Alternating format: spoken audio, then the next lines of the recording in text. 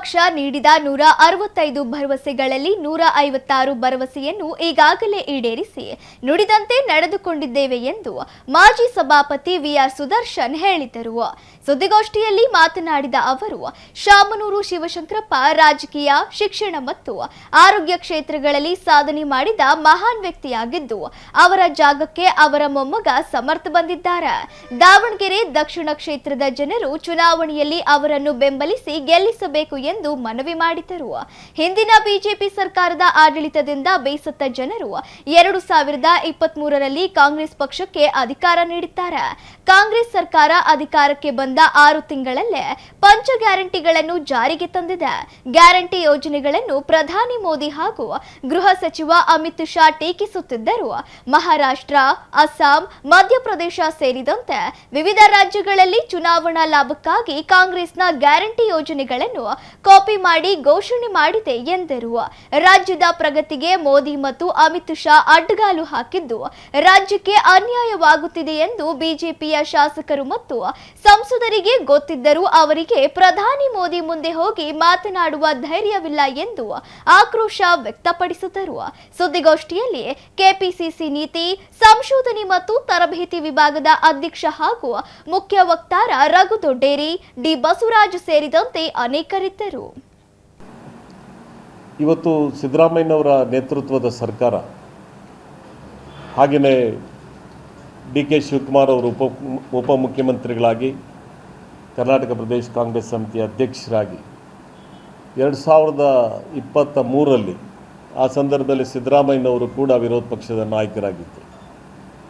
ಈ ರಾಜ್ಯಾದ್ಯಂತ ಪ್ರವಾಸವನ್ನು ಮಾಡಿ ಅವತ್ತೇನು ಒಂದು ಜನ ವಿರೋಧಿ ಸರ್ಕಾರ ಕರ್ನಾಟಕದಲ್ಲಿತ್ತು, ಯಡಿಯೂರಪ್ಪನವರು ಮತ್ತು ಬೊಮ್ಮಾಯಿಯವರ ಸರ್ಕಾರ ಕರ್ನಾಟಕದಲ್ಲಿ ಏನು ಅಸ್ತಿತ್ವದಲ್ಲಿತ್ತು, ಒಂದು ಜನ ವಿರೋಧಿ ಆಡಳಿತವನ್ನು ಏನು ಮಾಡ್ತಿದ್ರು, ಆಡಳಿತ ಏನು ಕುಸಿದು ಬಿದ್ದಿತ್ತು, ಅಭಿವೃದ್ಧಿ ಏನು ಕುಸಿದು ಬಿದ್ದಿತ್ತು, ಅದರ ವಿರುದ್ಧ ವ್ಯಾಪಕವಾದಂಥ ಅಸಮಾಧಾನ ಕರ್ನಾಟಕದ ಜನರಲ್ಲಿತ್ತು. ಸೊ ಇವರೆಲ್ಲರೂ ಕೂಡ ಸಿದ್ದರಾಮಯ್ಯನವರು, ಶಿವಕುಮಾರ್ ಅವರು, ಮಲ್ಲಿಕಾರ್ಜುನ್ ಖರ್ಗೆ ಅವರು, ರಾಹುಲ್ ಗಾಂಧಿ ಅವರು, ಅವರ ಭಾರತ ಜೋಡೋ ಕಾರ್ಯಕ್ರಮ ಕೂಡ ಅದು ಭಾಳ ದೊಡ್ಡ ಕಾಂಟ್ರಿಬ್ಯೂಟ್ ಆಯಿತು. ಸೊ ಇಡೀ ರಾಜ್ಯಾದ್ಯಂತ ಪ್ರವಾಸವನ್ನು ಮಾಡಿದಂಥ ಒಂದು ಸಂದರ್ಭದಲ್ಲಿ ಜನರು ಕಾಂಗ್ರೆಸ್ಸಿನ ಪರವಾದಂಥ ಒಂದು ನಿಲುವನ್ನು ತೆಗೆದುಕೊಂಡಂಥ ಕಾರಣ 2023ರಲ್ಲಿ ಕರ್ನಾಟಕದಲ್ಲಿ ಕಾಂಗ್ರೆಸ್ಸಿನ ಸರ್ಕಾರ ರಚನೆ ಆಗಲಿಕ್ಕೆ ಸಾಧ್ಯ ಆಯಿತು ಸ್ನೇಹಿತರೆ. ಸೊ ಹಿಂದೆ 2013ರಿಂದ 2018ರ ಸಂದರ್ಭದಲ್ಲೂ ಕೂಡ ಯಾವೆಲ್ಲ ಆಶ್ವಾಸನೆಗಳನ್ನು ಕಾಂಗ್ರೆಸ್ ಅವತ್ತಿನ ಸರ್ಕಾರ, ಸಿದ್ದರಾಮಯ್ಯನವರ ಸರ್ಕಾರ ಹೇಳಿದ್ವಿ, 165 ಭರವಸೆಗಳಲ್ಲಿ ಸುಮಾರು 156 ಭರವಸೆಗಳನ್ನು ಇಂಪ್ಲಿಮೆಂಟ್ ಮಾಡಿದಂಥ ಯಾವುದಾದ್ರೂ ಒಂದು ಸರ್ಕಾರ ಇದ್ದರೆ ಅದು ಆ ಸರ್ಕಾರವನ್ನು ನಾವು ನೆನಪು ಮಾಡ್ಕೊಳ್ಬೇಕಾಗತ್ತೆ. ಜನರ ಗಮನಕ್ಕೂ ಕೂಡ ನಾವು ಈ ವಿಚಾರವನ್ನು ನಾವು ತರ್ತಾ ಇದ್ದೀವಿ. ನುಡಿದಂತೆ ನಡೆದ ಸರ್ಕಾರ ಮತ್ತು ಬಿ ಜೆ ಪಿ ಯಾವ ಸಂದರ್ಭದಲ್ಲೂ ತಾವು ಹೇಳಿದಂಥ ಮ್ಯಾನಿಫೆಸ್ಟೋಲ್ಲೇ ಹೇಳಿದಂಥ ವಿಚಾರಗಳನ್ನು ಅವ್ರು ಜಾರಿಗೆ ತರಲಿಲ್ಲ. ನಿನ್ನೆ ನಾವು ನೋಡಿದ್ವಿ, ಬೊಮ್ಮಾಯಿಯವರು, ಯಡಿಯೂರಪ್ಪನವರು, ಇನ್ನಿತರ ಸುನೀಲ್ ಕುಮಾರ್ ಅವರು, ಆ ಪಕ್ಷದ ಮುಖಂಡರುಗಳು ಅವರೆಲ್ಲರೂ ಕೂಡ ಪ್ರಚಾರಕ್ಕೆ ಬಂದಿದ್ದಾರೆ. They have no moral right. ಅವರಿಗೆ ನೈತಿಕವಾದಂಥ, ರಾಜಕೀಯವಾದಂಥ ಯಾವ ಜವಾಬ್ದಾರಿಗಳು ಕೂಡ ಇಲ್ಲ. ಅವರಿಗೆ ಕೇಳುವ ಹಕ್ಕಿಲ್ಲ, ಅವರಿಗೆ ಮತವನ್ನು ಕೇಳುವಂಥ ಹಕ್ಕೇ ಇಲ್ಲ.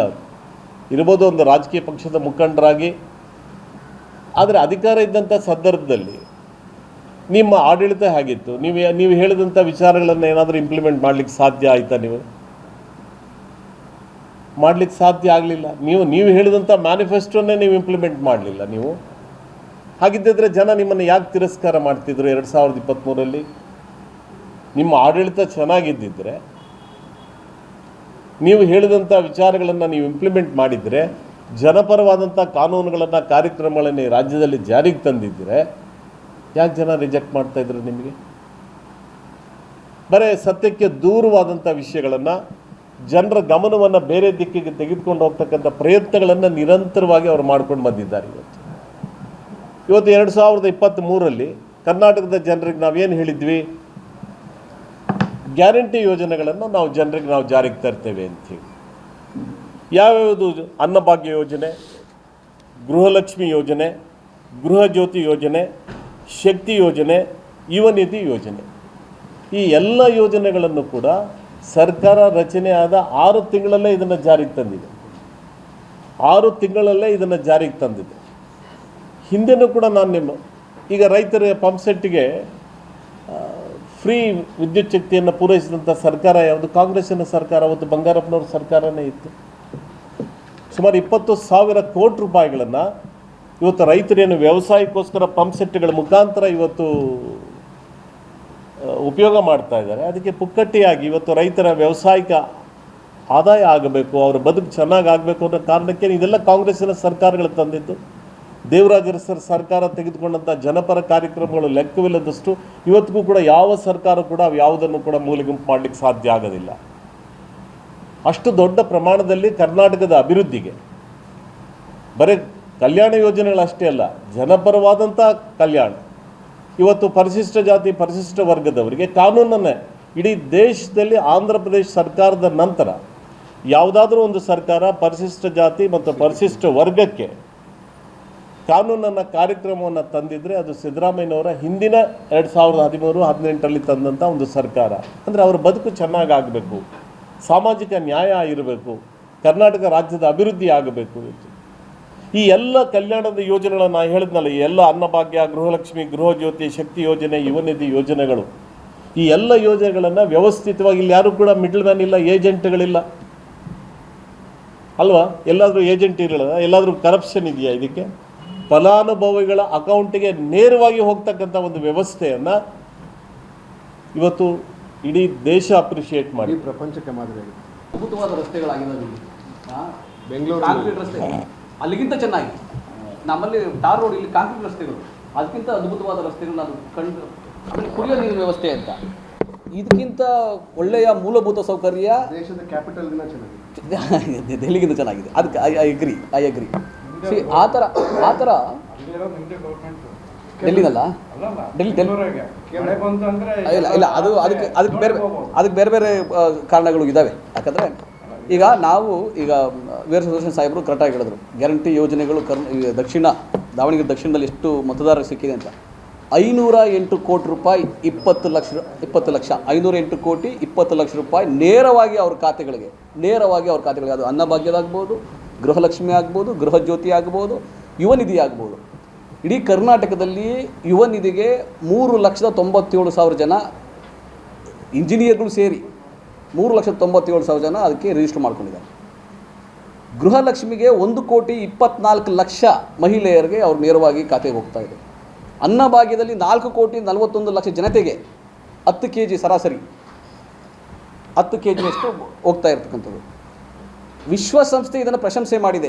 ಸಾರ್ವತ್ರಿಕ ಮೂಲ ಆದಾಯದ ಪರಿಕಲ್ಪನೆಯಲ್ಲಿ ಇಂಥ ಯೋಜನೆ ಬೇರೆ ಯಾವ ದೇಶದಲ್ಲೂ ಇಲ್ಲ, ಅಂತಹ ಯೋಜನೆ ಇದು ಅಂತ ಹೇಳಿ ವಿಶ್ವಸಂಸ್ಥೆ ಪ್ರಶಂಸೆ ಮಾಡಿದೆ. ಈವನ್ ಮೋದಿ ಕಿ ಗ್ಯಾರಂಟಿ ಕೂಡ ಇದರ ನಕಲೆ. ಅವರು ಲಾಡ್ಲಿ ಬೆಹನಾ ಮಾಡಲಿ ಮಹಾರಾಷ್ಟ್ರದಲ್ಲಿ, ಇಲ್ಲ ದೆಹಲಿಲಿ ಮಾಡಲಿ, ಕರ್ನಾಟಕದ ಮಾದರಿಯನ್ನು ಅವರು ಅನುಕರಣೆ ಮಾಡ್ತಾ ಇದ್ದಾರೆ. ಅಂತಹ ಒಳ್ಳೆಯ ಆಡಳಿತವನ್ನು, ಒಳ್ಳೆಯ ಯೋಜನೆಗಳನ್ನು ಕಾಂಗ್ರೆಸ್ ಸರ್ಕಾರ, ಮನೆ ಸಿದ್ದರಾಮಯ್ಯ ಸರ್ಕಾರ ಕೊಟ್ಟಿದೆ ಕರ್ನಾಟಕಕ್ಕೆ. ಕರ್ನಾಟಕದಲ್ಲಿ 121 ಲಕ್ಷ ಕೋಟಿ ಇಲ್ಲಿವರೆಗೂ ನೇರವಾಗಿ ಹಣ ವರ್ಗಾವಣೆ ಮಾಡೋ ಈ ಯೋಜನೆ ಇದೆಯಲ್ಲ, ಇದರಿಂದ 50% ಮಹಿಳೆಯರೇ ರಾಜ್ಯದಲ್ಲಿ ಅವ್ರಿಗೆಲ್ಲ ಸಬಲೀಕರಣ ಆಗಿರೋದಿದೆಯಲ್ಲ. ಇದು ಯಾವ ಕಾಲದಲ್ಲೂ ಇತಿಹಾಸದಲ್ಲಿ ಕಾಂಗ್ರೆಸ್ ಸರ್ಕಾರಗಳೇ ಮಾಡೋಕ್ಕಾಗಿರಲಿಲ್ಲ. ಕಾಂಗ್ರೆಸ್ ಸರ್ಕಾರಗಳು ಪ್ರಯಾರಿಟಿ ಬೇರೆ ಬೇರೆ ಇರ್ತಾ ಇತ್ತು. ಅವಾಗ ಆರೋಗ್ಯ, ಶಿಕ್ಷಣ, ಮೂಲಭೂತ ಸೌಕರ್ಯ, ನೀರು, ವಸತಿ ಎಲ್ಲ ಯೋಜನೆಗಳು ಮಾಡ್ಬೋದಾಗಿತ್ತು. ನೀವು ದಕ್ಷಿಣದ ಕೇಳಿದ್ರಿ, 15,000 ಮಾನ್ಯ ಶಾಮನೂರು ಶಿವಶಂಕರಪ್ಪನವರು 15,000 ಮನೆಗಳನ್ನು ತಮ್ಮ ಕಾಲಾವಧಿಯಲ್ಲಿ ಕಟ್ಸಿಕೊಟ್ಟಿದ್ದಾರೆ. ನಾನು 4 ಟರ್ಮ್ಗಳಲ್ಲೂ ಇಲ್ಲ ನಾನು ಹೇಳ್ತೀನಿ ಸಂಪೂರ್ಣವಾಗಿ. ಈಗ ನಾನು ಇದೇನೆ, ಈಗ 15,000 ಮನೆಗಳು, ಮಲ್ಲಿಕಾರ್ಜುನ 15,000 ಮನೆಗಳು, ಅದು ಕಡಿಮೆಯ ಸಂಖ್ಯೆ ಅಲ್ಲ. ಇಡೀ ದೇಶದಲ್ಲಿ, ಇಡೀ ರಾಜ್ಯದಲ್ಲಿ ಅತ್ಯಂತ ದೊಡ್ಡ ಮಟ್ಟದ ಅಲ್ಲ. ಯಾಕಂದರೆ ಈ ರಾಜ್ಯದಲ್ಲಿ ದಕ್ಷಿಣದಲ್ಲಿ, ದಾವಣಗೆರೆ ದಕ್ಷಿಣದಲ್ಲಿ ಮೂಲಭೂತ ಸೌಕರ್ಯಗಳ ಅಭಿವೃದ್ಧಿ ಅಂದರೆ ಅಷ್ಟು. ಆಮೇಲೆ ಇಡೀ ದಾವಣಗೆರೆ ಜಿಲ್ಲೆನೇ ಈಗ ಸ್ಮಾರ್ಟ್ ಸಿಟಿ ಅಂತ ಬರೀ ಹೆಸರಿಗೆ ಸ್ಮಾರ್ಟ್ ಸಿಟಿ ಅಷ್ಟೇ ಆಗಿದ್ದು.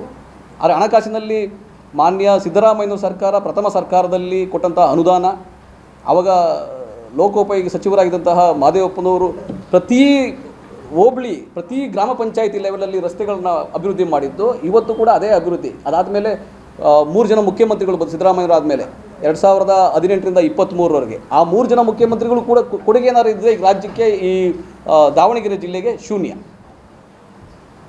ಆದರೆ ನಮ್ಮ ಸರ್ಕಾರ ಸಿದ್ದರಾಮಯ್ಯವರು ಮುಂಚೆನೂ ಅಭಿವೃದ್ಧಿಗೆ ಅವಕಾಶ ಮಾಡಿಕೊಟ್ಟಿದ್ರು, ಈಗಲೂ ಕೂಡ ಅವಕಾಶ ಮಾಡಿಕೊಟ್ಟಿದ್ದಾರೆ. ಈಗಲೂ ಕೂಡ ಈ ಜಿಲ್ಲೆಯಲ್ಲಿ 41 ಕೆರೆಗಳು ನೀರು ತುಂಬೋ ಯೋಜನೆ ಮಾಡಿಕೊಟ್ಟಿದ್ದಾರೆ.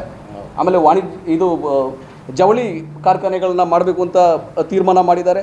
ಆಮೇಲೆ ನೀರಿನ ಸಮಸ್ಯೆ ಬಗೆಹರಿಸದೆ ನಾವು ಅಲ್ಲ, ಈ ದಾವಣಗೆರೆ ದಕ್ಷಿಣಕ್ಕೇ ಈ ಬಜೆಟಲ್ಲಿ ನೇರವಾಗಿ ಸ್ಪಷ್ಟವಾಗಿ ಮೆನ್ಷನ್ ಮಾಡಿ 100 crore 100 ಕೋಟಿನ ಮೆನ್ಷನ್ ಮಾಡಿ ಮೂಲಭೂತ ಸೌಕರ್ಯಗಳಿಗೆ ಅಭಿವೃದ್ಧಿ ಮಾಡಬೇಕು ಅಂತ ತೀರ್ಮಾನ ಮಾಡಿದ್ದಾರೆ. ಕಾಂಗ್ರೆಸ್ ಸರ್ಕಾರ ಇದ್ದಾಗ ಮಾತ್ರ ಅಭಿವೃದ್ಧಿ ಸಾಧ್ಯ.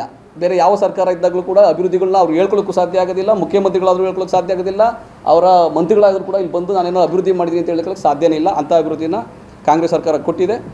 ಆಮೇಲೆ ಈ ದಾವಣಗೆರೆ ದಕ್ಷಿಣದಲ್ಲಿ ಇವತ್ತು ಸಮರ್ಥ ಅಂತ ಒಬ್ಬ ಯುವಕನಿಗೆ ಅವಕಾಶ ಮಾಡಿಕೊಟ್ಟಿದ್ದಾರೆ ಪಕ್ಷ.